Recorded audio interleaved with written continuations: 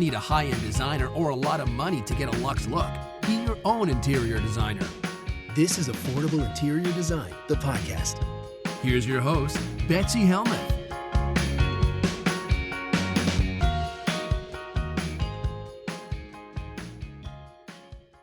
Kelsey's writing from Pittsburgh, Pennsylvania, and she says, Betsy, I am a family photographer with loads of beautiful images of my family. I feel the need to hang photos in my home. But as a kid who grew up in the 90s in a house packed full of picture frames, all of my friends' homes were the same, I question what is the right amount of frame photos in a house. I live in a small 3-bedroom ranch. We have one gallery wall above our piano, one large acrylic print above the fireplace, maybe 3 or 4 small picture frames throughout the rest of the house. We have plenty of bare walls, but I get overwhelmed thinking about what to put on them. How many is too many framed photos in a home? What options do I have for wall decor? Are your walls allowed to be bare? In fear of overdoing it, I think I've underdone it. I would love your advice.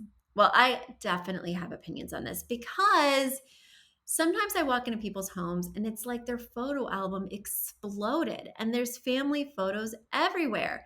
And while it's very interesting, in fact, they might even be some conversation starters, it's not very inspired or creative or unique. And it can be very overwhelming visually. I think it starts to look like a museum exhibit, right? If there's too much of the same kind of art everywhere. That's not just for photos, by the way. I feel the same way if you had paintings on every wall, Kelsey. It would feel like I'm at the Guggenheim instead of in your 3-bedroom ranch. I feel the same way about sculptural wall hangings. If you had baskets and floating shelves and wall sculpture all over, well, that would also feel pretty oppressive and one note. So the key is to look throughout your space and make sure that you're mixing different types of art as well as different shapes of art.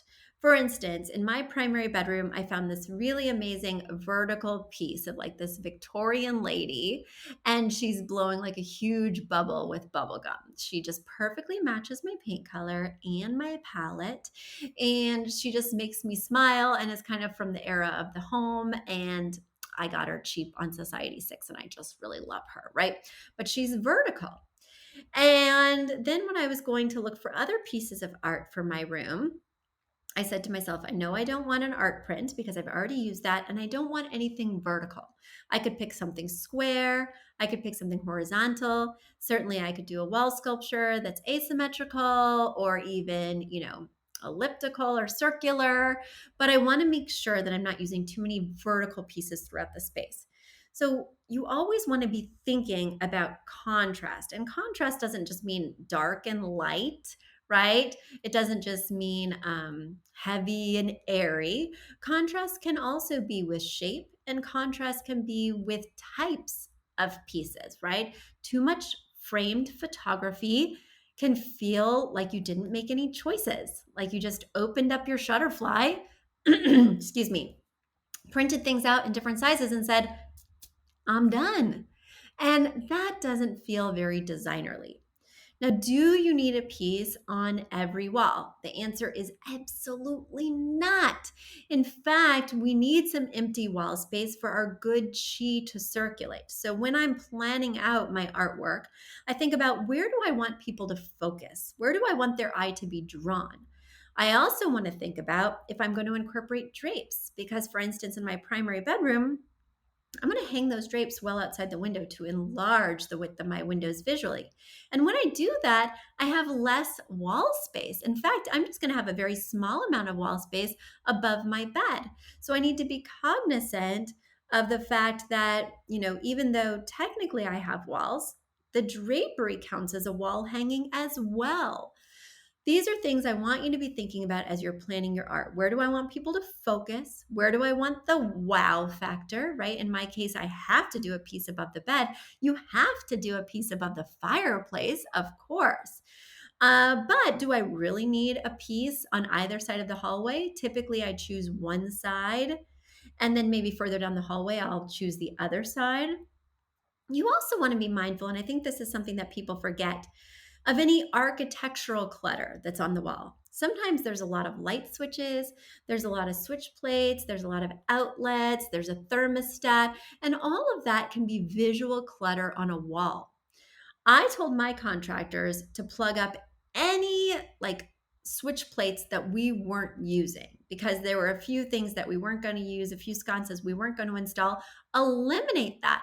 Sheetrock over it. I'll remember where it is if I ever want to incorporate a sconce or ever want to put that switch plate back, but I probably don't, and I'd rather have a really clean wall on which I can put some artwork that's not visually cluttered with architectural gunk. Okay? The other thing to think about is too many gallery walls ruins the specialness of the gallery wall moment. That means if I'm going to use, say, a gallery wall above the piano, I wouldn't do another gallery wall probably at all downstairs, right? Now I know you're on a ranch, so it's all downstairs, but maybe I might do one in, say, the den, right? But definitely not within view. Two gallery walls within one view is just overwhelming. I also typically don't like a gallery wall in a hallway because oftentimes it will get bumped as people are carrying laundry or suitcases or grocery bags. So I like it to be in a place like above a piano where people aren't walking by and can, make the pieces go askew. All right, well, that's a lot more information than you needed about artwork hanging, but I hope it inspires you. And in those places where you really want people to focus, above the fireplace, above the sofa, it could be the perfect place to bring in that really special photography, especially because you are a photographer. But in those other places, layer in canvas art, layer in wall sculpture, layer in clocks, layer in framed prints, layer in maps, drawings, all sorts of things that can be a wall hanging, including drapes, without being a framed photograph. A big thank you to Aton and the Embassy, who wrote our theme song. A shout out to Catherine Heller, who owns the podcast shop and is our editor extraordinaire. We also want to thank Ginny Sunasan and her team at the Savvy Podcast Agency for their help with our social, our YouTube channel, and so much more. We also want to thank Uploft, which is our parent company who supports this podcast. And lastly, we owe a huge debt of gratitude to you. Thank you so much for tuning in and for all your support.